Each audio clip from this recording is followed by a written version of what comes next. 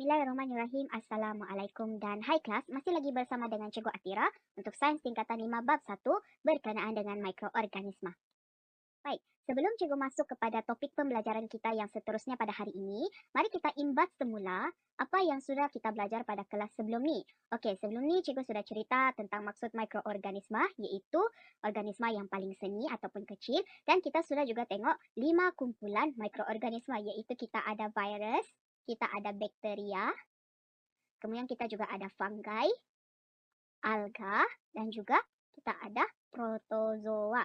Kita ada 5 kumpulan mikroorganisma. Setiap daripada 5 kumpulan ni kita sudah tengok saiz dia, bentuk, nutrien, ciri-ciri istimewa, dan juga cara pembiakan. Untuk secara randomly ataupun secara generalnya, cara pembiakan bagi kelima-lima kumpulan ni kita ada dua, iaitu aseks dan juga seks melalui konjugasi.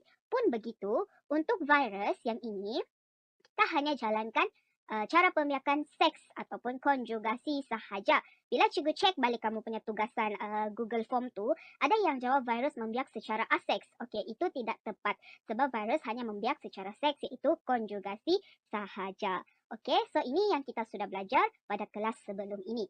Okey, terus kepada pembelajaran pada hari ini. Okey, untuk hari ini kita akan tengok faktor yang mempengaruhi pertumbuhan mikroorganisma. Di sini cikgu ada listkan sebanyak 5, 2, 3, 4, 5. Okey, kita tengok secara general sahaja. Kelembapan mempengaruhi pertumbuhan mikroorganisma. Maksudnya bila satu kawasan ni terlalu lembab, okey, dia akan mempercepatkan lagi atau meningkatkan lagi pertumbuhan mikroorganisma. Contohnya kawasan-kawasan yang berair, kawasan-kawasan yang lembab lah, okey? Kawasan-kawasan yang lembab, yang sejuk. Kemudian cahaya juga mempengaruhi pertumbuhan mikroorganisma. Untuk cahaya, sekiranya cahaya yang ada adalah terlalu tinggi, okey, terlampau banyak kandungan cahaya yang diterima pada sesuatu kawasan, maka mikroorganisma akan kurang membiak ataupun tidak dapat membiak. Sebab kita ada belajar sebelum ni, mikroorganisma akan mati sekiranya terdedah kepada suhu cahaya matahari yang sangat tinggi. Okey, untuk nutrien pula, dia bergantung kepada berapa banyak nutrien mikroorganisma tersebut dapat. Kalau banyak, maka pembiakannya akan meningkat. Kalau sedikit, pembiakan mikroorganisma akan sedikit. Okey, untuk suhu pula, yang ini, okey, cikgu tulis sini 35 degree Celsius sehingga 40 degree Celsius. 35 sehingga 40 ni adalah suhu optimum bagi pertumbuhan mikroorganisma. Maksudnya, selain daripada 35 sehingga 40 adalah suhu yang boleh membantutkan atau merencatkan pertumbuhan mikroorganisma. Okey, jadi suhu yang paling ngam untuk mikroorganisma membiak, contohlah tiba-tiba kamu mau kasih biak contoh apa? Chlamydomonas. Jadi kamu boleh guna suhu 35 degree Celsius sehingga 40 degree Celsius. Macam mana pula kalau dia terlalu rendah, cikgu? Sampai negatif, contohlah negatif 8 degree Celsius. Ada sesetengah bakteria, sebab bakteria ada endospora kan, juga ada explain pada kelas sebelum ni. Ada sesetengah mikroorganisma yang boleh hidup bila suhu dia terlalu kecil, terlalu rendah, tetapi ada juga mikroorganisma yang tidak boleh hidup sebab tiada ciri-ciri istimewa dia seperti endospora. Jadi dia bergantung kepada jenis mikroorganisma tu jugalah. Okey kelas? Okey, untuk nilai pH pula, pH 7 iaitu neutral adalah pH yang paling sesuai untuk mikroorganisma ni membiak ataupun tumbuh secara banyak. So, jadi kamu boleh baca lebih mendalam lagi explanation yang lebih banyak di dalam buku teks. Ini cikgu cerita secara general saja, iaitu kita ada 5 faktor yang mempengaruhi pertumbuhan mikroorganisma. Okey, selesai untuk 1.1. Sekarang ni kita akan masuk pula 1.2, iaitu mikroorganisma berfaedah. Okey, untuk mikroorganisme berfaedah ni, kita boleh aplikasikan atau gunakan mikroorganisme ni di dalam beberapa bidang lah. Di sini juga ada list 3 bidang, iaitu bidang perindustrian, bidang perubatan, dan juga bidang pertanian. Kan kita sudah baca juga, kita ada mikroorganisme jenis flora normal, iaitu mikroorganisma yang tidak memberikan keburukan kepada organisma manusia dan juga haiwan lah. So, untuk perindustrian, kita biasanya minum lactobacillus yang ada di dalam yogurt pula, Yakult yang kita minum, minuman-minuman prebiotik dan juga probiotik, ada mikroorganisma berfaedah yang boleh membantu kita. Oke, kemudian barangan kulit, contohnya kita punya, barang-barangan skincare untuk perempuan terutamanya yang guna-guna skincare. Kamu buat perasaan ada kalaulah kamu guna variety of, skincare, kamu boleh nampak ada sesetengah barangan skincare kita yang menggunakan mikroorganisme berfaedah ni untuk membantu penjagaan kulit kita. Selain daripada tu makanan, contohnya kita gunakan yeast dalam membuat tapai, macam tu.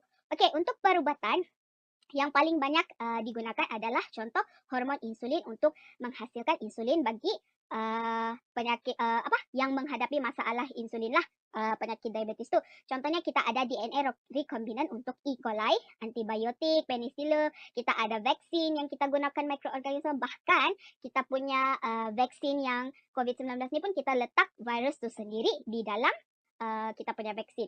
Tetapi virus yang sudah dimatikan lah, yang boleh membantu untuk meningkatkan kita punya kadar apa tu kelas antibody kita. Next kita ada dalam bidang pertanian, pencernaan haiwan dan juga bakteria penitritan. Untuk bakteria penitritan ni, cikgu akan bincang lebih lanjut dalam bab 2. Macam mana mikroorganisme ni, mikroorganisme bakteria penitritan boleh membantu kita untuk memberikan protein kepada tumbuh-tumbuhan. Secara ringkasnya inilah ada beberapa jenis mikroorganisme yang cikgu senaraikan di sini yang kita gunakan dalam kehidupan seharian kita. Cikgu harap kamu boleh faham. Next. So sekarang ni kita tengok pula berkenaan dengan potensi kegunaan mikroorganisme dalam bioteknologi dan kelestarian alam sekitar. Maksudnya, macam mana kita gunakan mikroorganisme untuk dari dalam bioteknologi untuk alam sekitar kita.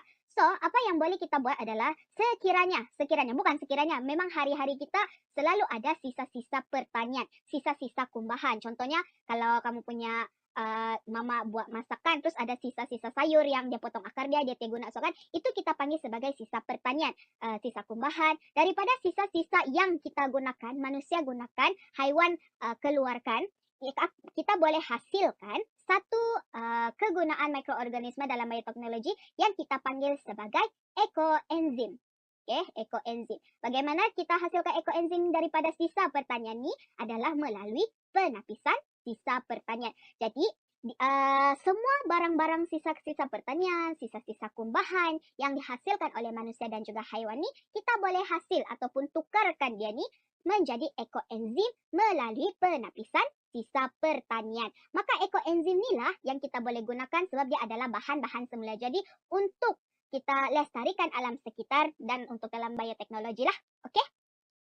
So, apa sebenarnya ekoenzim tu cikgu? So sekarang kita akan tengok sama-sama apa tu ekoenzim.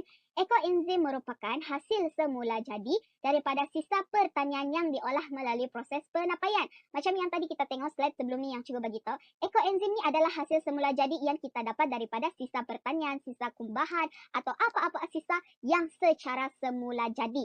Bukan kita, memang manusia buat, tapi yang kita sisa pertanian tu adalah sayur-sayur ataupun buah-buahan yang kita tidak mau guna lagi, yang diolah melalui proses penapaian. Jadi apalah fungsi ekoenzim ni? Ekoenzim ni fungsinya ada banyak, menyuburkan tanah, bahan pencuci semula jadi dalam bidang ternakan. Kalau bahasa mudahnya macam bajak lah kelas, bajak tetapi yang kita gunakan daripada sisa pertanian. So kebiasaannya ekoenzim ni kita akan gunakannya dalam bentuk larutan pembersih. Sebab tu di sini nama dia larutan pembersih ekoenzim. Jadi apa beza larutan pembersih ekoenzim ni dengan bahan pencuci kimia? Sebab sebelum kita dapat buat larutan pembersih ekoenzim ni, kita menggunakan bahan pencuci kimia. Jadi kita mau tengoklah apa perbezaan sampai kita katakan bahwa ekoenzim ni lebih baik daripada bahan pencuci. First kali kita tengok proses penghasilan dia.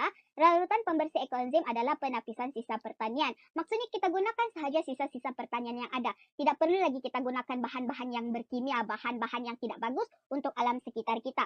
Sebab itulah kita cakap pembersih ekoenzim ni adalah kelestarian alam sekitar. Sebab kita hanya gunakan barang-barang semula jadi. Berbeza dengan bahan pencuci kimia, kita akan nama pun kimia. Jadi kita akan menggunakan bahan-bahan kimia untuk menghasilkan bahan pencuci kimia. So tindakan terhadap lemak dan juga grease, maksudnya macam mana dia boleh membersihkan kotoran-kotoran. Kalau untuk larutan pembersih ekoenzim, enzim menguraikan lemak dan grease kepada molekul yang lebih kecil. Kalau untuk bahan pencuci kimia pula, surfaktan emulsikan lemak dan grease kepada buih. So kita ada satu terms di sini yaitu surfaktan. Surfaktan ni adalah Maksudnya adalah daripada bahan pencuci kimia lah. Benda surfaktan adalah molekul yang ada di dalam bahan pencuci kimia yang akan mengemulsikan lemak dan grease kepada buah. Mengemulsikan itu adalah kita mau mencairkan, kita mau menghilangkan lemak dan grease dan berubah kepada buih. Kalau kamu perasan, pencuci piring kamu di rumah menghasilkan buih kan? So, itu bila sesuatu sabun itu dia menghasilkan buih yang sangat banyak, maksudnya dia mengandungi surfaktan, yaitu daripada bahan pencuci kimia. Tapi berbeza pula kalau kamu guna larutan pembersih ekoenzim adalah kamu perasan bila kamu cuci something dan dia tidak banyak buih, maksudnya buih dia sedikit saja buih sedikit kan? Itu adalah kita gunakan larutan pembersih ekoenzim. Oke, so itu perbezaan pertama. Jadi kalau kamu nampak, ini buih dia sedikit saja, maksudnya dia adalah dibuat daripada bahan-bahan semula jadi kebiasaannya lah. Oke, so saliran tersumbat pula larutan ekoenzim ini tidak kerana molekul yang kecil. Kalau bahan pencuci kimia ya kerana berbuih. Oke, kalau yang selalu cuci piring tuh nampaklah kalau kamu cuci piring buih banyak, kadang-kadang pada tersumbat juga kamu punya singki sebab terlalu berbuih. Tapi kalau kita guna larutan pembersih ekoenzim, maka keadaan itu tidak akan berlaku sebab buih yang sedikit. So, sini juga ada bagi gambar. Yang ini, yang cikgu sedang kasih, cikgu bulat lah warna merah. Yang ini adalah larutan pembersih ekoenzim. Kamu boleh nampak lagi tuh nah sisa-sisa pertanian. Contohnya macam ada limau-limau, kulit limau, cikgu nampak nih sayur dalamnya. Inilah yang kita panggil sebagai larutan pembersih ekoenzim. Yang kita akan proses dan kita akan repackaging balik. Bukan macam ni lah kamu nampak mungkin. Bila kamu dia sudah package kan, jadi dia tinggal cecair lagi lah di sini. Tidaklah kamu nampak tiba-tiba di dalam ni ada macam daun-daun, ada nampak macam sisa-sisa limau, tidaklah. Dia akan bagi kita dalam bentuk cecair. Alright. Oke, boleh faham? Insya Allah boleh faham perbezaan antara larutan pembersih ekoenzim dan juga bahan pencuci kimia. Oke, next, selain daripada ekoenzim, kita juga ada satu serum, yaitu serum Bacteria Lactobacillus species. Apakah serum ini? Sejenis serum yang diperbuat daripada bakteria untuk merawat sisa dan enap cemar dalam sistem saliran. Maksudnya kita akan gunakan serum Bacteria Lactobacillus ini untuk merawat sisa-sisa ataupun pencemaran yang berlaku di dalam sistem cairan. Oke, so macam mana dia berfungsi? Dia akan singkirkan bau busuk, akan bantu pencernaan haiwan, ternakan, buat kompos, rawat sisa kumbahan, hasilkan enzim, majukan industri perikanan. Maksudnya dia ada pelbagai fungsi. First, dia boleh singkirkan bau busuk yang ada, contohlah, macam kamu ternak ayam dalam kuantiti yang banyak, mesti ada bau kan daripada sisa-sisa tinja daripada ayam tersebut. Jadi bila kita gunakan serum Bacteria Lactobacillus ini, dia boleh menyingkirkan bau busuk yang ada hasil daripada kamu punya tempat ternakan tuh. Selain daripada tuh, kalau kita bagi ataupun letak serum bakteria di dalam air ataupun makanan haiwan-haiwan ternakan kamu, dia boleh membantu pencernaan haiwan. Kenapa? Sebab kita ada Bacteria Lactobacillus yang manusia sendiri pun makan. Dia adalah bakteria probiotik dan prebiotik lah. Probiotik dan juga prebiotik. Apa nih prebiotik dan probiotik, cikgu? Dia membantu untuk membersihkan usus-usus besar di dalam badan kita untuk kita lebih senang mengeluarkan sisa-sisa buangan lah daripada badan kita. So ini adalah salah satu lagi faedah daripada mikroorganisme yang berfaedah, yaitu serum Bacteria Lactobacillus. Oke, so itu sahaja sebenarnya untuk kelas cikgu pada hari ini. So hari ini kita sudah belajar tentang faktor-faktor yang mempengaruhi pertumbuhan mikroorganisme, yaitu kita ada 5. So apa 5 tuh kelas? Cikgu harap kamu boleh ingat. Kemudian kita sudah juga tengok apa itu ekoenzim, macam mana dia membantu kepada kelestarian alam sekitar. Dan apa beza larutan ekoenzim ini dengan larutan pencuci kimia. Dan juga kita sudah tengok tentang serum Lactobacillus, yaitu yang membantu juga dalam untuk petani-petani ataupun penternak lah. Oke, so ekoenzim dan serum ini adalah dalam mikroorganisme berfaedah. Buruk betul tulisan cikgu, cikgu harap kamu paham. Oke, so itu saja untuk hari ini. Kalau kamu tidak paham, boleh WhatsApp cikgu di WhatsApp. That's all for today. Thank you class. Assalamualaikum.